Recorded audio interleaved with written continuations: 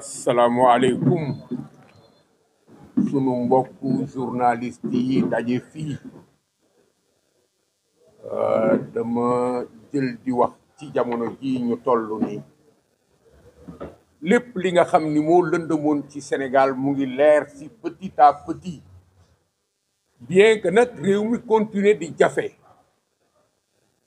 lii dolli mu gën a leer mooy initiative yu mel nii, ay Sénégalais yu jóg taxaw woote ci situation bi nga xam ni dafa appelé woon Sénégalais yëpp jóg taxaw woote ci réew mi nga xam ni daf fi am ay xew-xew yi nga xam ni dafa interpellé ñëpp. ñu war a taxaw ak sago ak xel mu leer wax si. maa ngi félicité ñi jot a intervenir ci tubaab ak ci wolof pour wax li nga xam ni mooy soloy ndaje mii. wax leen ni danoo kuréelu ci ñu jóge ci kuréel yu bari, kuréelu ci sénégalais yu moom seen bopp xalaat ni wax ji ci lañu bokk muy Sénégal, pour taxawal Sénégal waxal ka, pour waat ni li nu fi dajale intérêt Sénégal rek la, pour waat ni noonoo wuñu dañuy samp sunu xeej ci penc mi pour que lépp li nga xam ne xalaat nañ ni war nañ ko défendre Sénégal ñu défendre ko. loolu mooy li nga xam ni moo ñu fi dajale. moo tax ñoom bi nu intervenir ku nekk ci dem ci au-delà li nu doon yaakaar ci clarté, dañ leen war a féliciter. man nag li tax ma jot ci wax ji parce que mënoon na ñàkk après les deux interventions, c'est pour indiwaat encore ay leeral ci ay aspects, parce que pour la première fois ci Sénégal ñu taxaw ci situation bi nga xam ni dañu joxoñ baaraamu tuuma ay force de l'ordre. force de l'ordre mooy policier ak gendarme ak képp kuy takk der, ci situation bi nga xam ni ñun ñëpp ñoo ko dundandoo, kenn taxawul. ñun dañ fi nekk avant 2021 ànd ak sénégalais yëpp di dund ba 2021 ñëw ñu dugg ci benn goutte gi nga xam ni mu ngi jeex 2024 après élection yi. loolu indi fi ay tolof-tolof, ay nit ñàkk ci seen bakkan, ay nit ñàkk seen alal, ay nit gaañu fi, comme l'a dit l'autre. mu am fi dossier bu rëy bi nga xam ni mooy li nga xam ni mooy taxawaayu état bi ci fexe ba sunu république du daanu du naxsaay. c'est cette forte résistance que l'État du Sénégal a géré à partir de l'action de son chef de l'exécutif, di wàcc ak moom ba ci alkaati bi gën a tuuti ci mbedd mi, pour que ñu téye république bi. am na ay initiative yu fa amoon yi nga xam ni ñu ngi ko tuddee woon sauvons la république, des initiatives éparses, ku nekk fi nga ko sentiré nga taxaw parce que la république était en danger. Cela a produit ce qui a permis de sauver la république, mais aspect boobu yi tamit moo produire li fi indi Pastef, parce que ñi ñu jàpp ci li nga xam ni moom lañ fi defoon, ñi expliquer ba mu leer ci li nga xam ni appel à l'insurrection la, du ma dugg ci détail bi, défiance la par rapport ak république bi ak état bi, du ma dugg ci détail yi. ay cas particulier la de comportement délinquant yi nga xam ni dafa tax ay bakkan dee ci. puisque dañu jëm ci leeral, du ma dugg ci circonstance, du ma éclairer man sama bopp, mais li nga xam ni moo fi xew ñun ñëpp fekk nañ ko.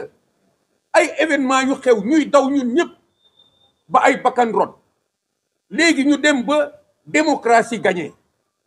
luy loolu mooy que ni président Macky Sall bi nga xam ni ñëpp dañu d'accord woon ni waru fi indi amnistie, moo décidé ni day créer condition wu ñu delluwaat ci démocratie, nit ñëpp juboo, ñu dellu ci élection inclusive bi nga xam ni ñëpp dañuy bokk, ku am droit voter da ngay voter. initiative am, je suis un témoin de cela, du woon yem ci Bassirou Diomaye Faye, mais c'était aller jusqu'à créer les conditions de participation à l'élection de Karim Wade, Ousmane Sonko. mais mbir mi demee ci ni nga xam ni moo fi xew ba mu am ay gàllankoor yi nga xam ni dafa résumer suñu processus électoral ci lii ñu am Bassirou Diomaye Faye nekk candidat, ñu def loi d'amnistie, ñu génn ci kaso bi. loolu moo jox Pastef pouvoir.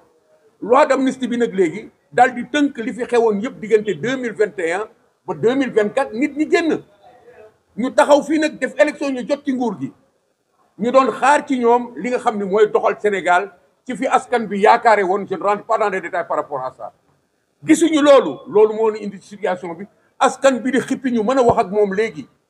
Nous avons un Sénégal qui est devenu lucide, qui a été libéré de ses rêves et autre chose.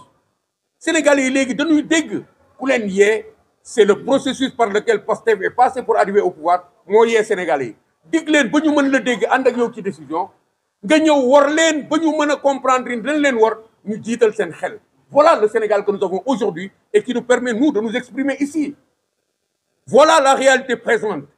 ñu dem nag ba ci biir loolu xel yi dellu siwaat jàmm am addina bi yëpp daal di taxaw daal di ni loi d'amnistie bi ca dëgg-dëgg daf war a jógee mais ñi nga xam ne ñoo ci bénéficier woon taxaw ñoom tamit ni dañ ko fiy jëlee bay xëccoo ak nit ñi. maa ngi rappelé wu duel bi am entre Aïssata Tall Sall avec tous les représentants de Pastef ci dinañ ko fi dindi duñ ko fi dindi ñun dinañ ko fi dindi. Ils ont dit non seulement bëgguñu mais ils ont dit dañ ko fi dindi par force.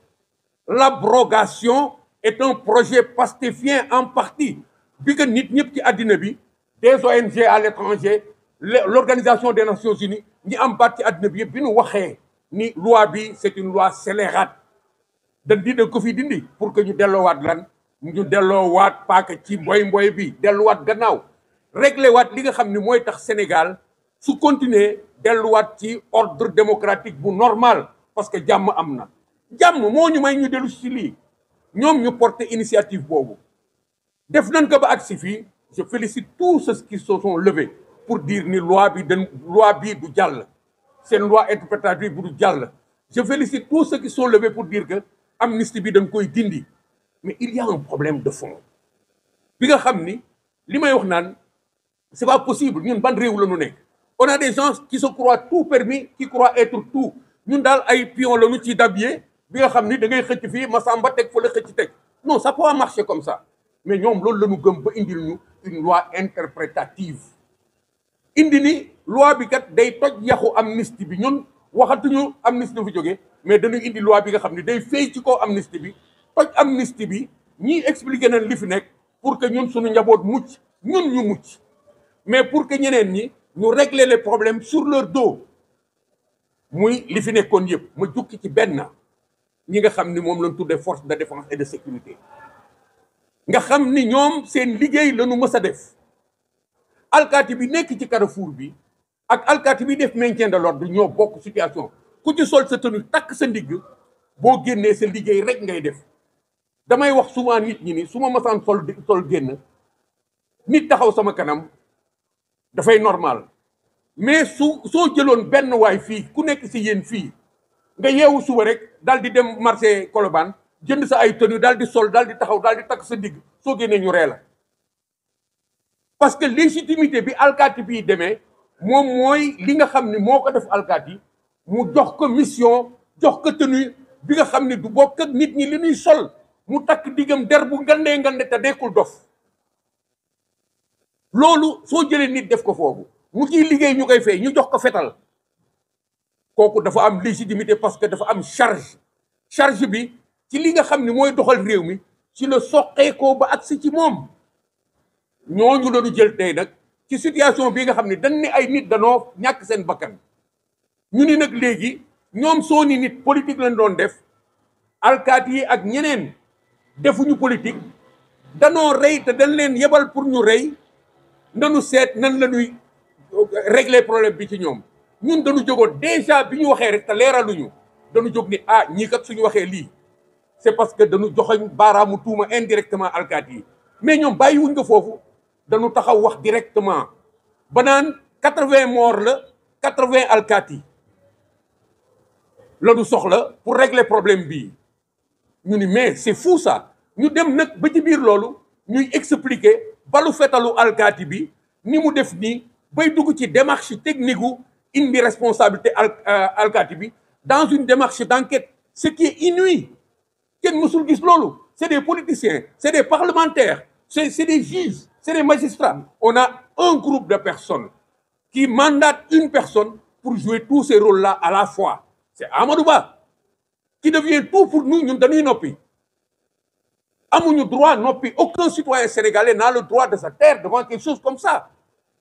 On nous crée des troubles, ay nit dee, on nous menace et on nous crée encore une possibilité de trouble en indexant des policiers et des gendarmes.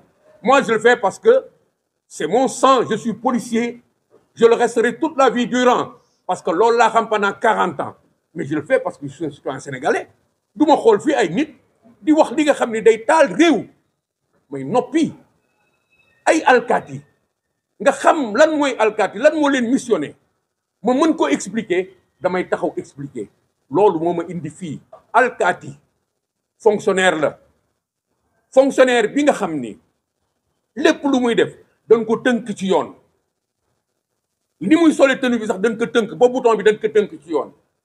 alkaati fonctionnaire la bi nga xam ni ci càlla la bi nga xam ni mooy wàcce doole buur ci digg penc mi pour que lépp normal moom moo yore jat bu mujj bi, moom mooy yëkkati, moom mooy teg. ñu ni kooku nag puisque ay dee am na ñu ni moom kat moo yoroon lii rey, xam nañu ku nekk fetal bi mu yoroon, xam nañu bal bi ci nekkoon, xam nañu lii xam nañu loolu, wax nañ ñuy rey rek mais wax nañu ci biir seen démonstration ñi doon sonal nit ñi, ñi doon bunduxatal, ñi doon torturer nit ñi. Et je vous assure, c'est un professionnel qui parle. kenn si yéen fii ku am mbokk alkaati keneen du mën a waat ni gën na alkaati ci nekk un humain. ñun ñëpp ñooy daje jàkka ja le soir le matin ajjuma, kenn gënu fi nekk nit alkaati ba ay nit dans leur spécificité de politicien wut benn monstre alkaati bu mësul am sénégalais daal di jël sunu ay alkaati def leen ay reykatu nit, ay nit ñuy daggate ay nit ñuy dóor ay nit seen bopp di toj. Pourquoi? Parce qu'ils exécutent des ordres de quelqu'un. mësul am ci police. Je suis un commissaire de police. Personne ne m'a jamais, n'a jamais osé me donner l'ordre de torturer quelqu'un. Je n'ai jamais donné l'ordre à quelqu'un de torturer quelqu'un. Il y a maintenant des extravagances de comportement yuy am sur des responsabilités individuelles. Ñu tuddee que bavure wala bêtise policière, mais ce n'est jamais une règle générale. Et deuxièmement, dañu am fulla am fayda dem jàng comme ñoom. Moi, je suis un cadre de la hiérarchie A1. am na concours yu ma def, am na ñu nekk magistrat wala leneen ñu ko def dañuy lajj. Nous sommes des citoyens responsables et respectables. Qu'on nous voue aux gémonies comme ça, def ñu ay monstres te suñu demee ci quartier bi ñun ñooy dëkk, am na ñu ko war a bañ. ñun foofu la ñu taxaw ni nous n'accepterons pas la diabolisation des forces de l'ordre. Direct, nous n'accepterons pas qu'on les sacrifie, qu'on les présente, qu'on les sacrifie à l'endroit où il y a des responsabilités. te loolu la Amadou Ba doon trier di seet dans le fil de son raisonnement comment il peut nous contaminer d'une logique qui fait que alkaati yi ñooy reykatu nit yi, alors que techniquement ça n'existe pas, parce que soo nee alkaati mooy reykatu nit ñi du point de vue de ce qui se passe, alkaati bi dañ ko jox fetal, mais utilisation bi c'est une utilisation légale quelle que soit la situation. yow nga traduire loolu daal di ni alkaati bi tiire jam waa ji, da ngay isoler fait bi, isoler alkaati bi ni tiire jam waa ji, mu tiire jam waa ji de kon moom ak alkaati bi la. On a décontextualisé, on a éclaté une situation bi nga xam ni c'est une globalité et des spécificités. alkaati bi tiire, su fekkee ni alkaati tiire na, c'est dans l'ordre de sa mission. su fekkee ni dee am na, kenn mënul dem ci alkaati bi moo rey immédiatement parce que c'était une situation globale. Pourquoi nous n'acceptons pas de nous battre pour que ñu comprendre ni am na yeneen acteurs yu mënoon rey ci biir, dès l'instant où ils peuvent dire ay nervis ñu ngi woon ci biir. Et pourquoi ils n'ont pas dit ñun tamit amoon nañ suñu ay nit ci biir. du ma def enquête bi fii, mais tout le monde sait que il y a des infiltrations malheureuses et dangereuses, malsaines qui étaient dans ce mouvement-là. Rien que les énoncer. Li Ousmane Sonko wax ni à qui profitent les morts. su fekkee ni à chaque mort la pression monte dans le camp du président Macky Sall, ñoom la mort leur profite. À qui a donné des ordres? Quel est l'élément déclencheur? Est-ce que ñoom mën nañu justifier de tout ce qu'ils ont dit? Je ne fais pas l'enquête. Ce qui m'intéresse dans cela, c'est d'isoler les forces de défense et de sécurité pour dire que du point de vue des intentions, aucun d'eux n'est un criminel. même ki nga xam ni un jour suñu demee ba gis ni moom moo tiré que les dés, c'est pas un criminel, c'est quelqu'un qui était dans un champ d'opération de son métier. loolu suñ ko jëlee noonu dafay dem. Pourquoi? Parce que fetal bi mu yore moomu ko. Situation bi fa nekk su doon moom rek la day dem tëddi këram. Du maçon du menuisier alkaati la. L'autre aspect de choses, c'est des gens yi nga xam ni li ñuy def yëpp dans l'ordonnancement, c'est prévu par la loi. Pourquoi on accepte une république dont l'ensemble des règles sont créées par les derniers venus? Sénégal qui existe depuis boobu man juddoogo wala ma nekk xale. Les derniers venus de cette république nous imposent des règles. ñoom ñooy wax alkaati bi lu muy def ci benn champ d'opération et de quelle manière légalement on doit saisir son comportement pour l'innocenter ou pour le libérer. Mais c'est pas possible. alkaati bu jógee déjà li nga xam ne mooy responsable bi loi bi daf ko teg daal di ni kii kat am na lu muy demee su defee lii loi bi daf koy couvrir. Il n'y a pas de crime, il n'y a pas de délit par rapport au comportement d'un agent de la force des forces de défense et de sécurité dans le cadre de l'exercice de sa mission, tant qu'il se comporte normalement. Maintenant ñu def ko loolu ñoo gën a soxla ci suñu bopp. Dès que mu am benn écart bu ndaw on se dit est-ce que kii li nu ko waxoon mu moytu ko yëpp moytu na ko parce que bakkan rot na wala nit gaañu na. C'est comme ça qu'on a traité toute cette question. Donc on n'est pas dans une république nouvelle. Nous avons toujours fait des enquêtes pour voir dans quelles conditions un policier a eu à utiliser son arme, quelles que soient les circonstances. Aujourd'hui, nous avons tous donc la responsabilité ici de nous dire, nous refusons qu'on nous isole des policiers, définir une démarche dans laquelle on les incrimine petit tout le 80. Nous refusons qu'on nous isole des policiers et qu'on isole à côté des gens auxquels on trouve un motif de politicien pour dire qu'ils n'y sont rien, alors qu'on a forcé l'énoncé du problème depuis le départ. On n'a pas dit d'où sont parties les choses. Pour Amadou Ba, c'est parti de il y a un mort, comment ça s'est passé, qui a tué? Mais quelle est la situation dans laquelle la mort est intervenue? Quel est le facteur déclencheur? Lan moo xewoon? Comme l'ont dit les autres, c'est là qu'ils veulent nous leurrer, créer une situation qui les dégage de responsabilité pour encercler les autres dans un fossé noir bi nga xam ne dañ fay lakk ñëpp. Et leur démarche n'exclut pas les policiers, mais il n'exclut pas ces gens dont on parle. ñu ni oui, il y a des gens yi nga xam ni ñoom ñoo doon joxe ordre, ñoom ñoo joxe xaalis, ñoo recruter ay nervis, ñoo def nii ñoo def na la. Mais il faut que loolu ñu bàyyi ko ak lépp, comme l'ont dit les autres, ñu dem ci enquête. ñu dem ci enquête wax enquête mu def lépp pour que loolu mën a nekk il faut ñu jële fi loi d'amnistie bi. jële fi loi d'amnistie bi lépp sedd fii ñu dem ci enquête bu claire.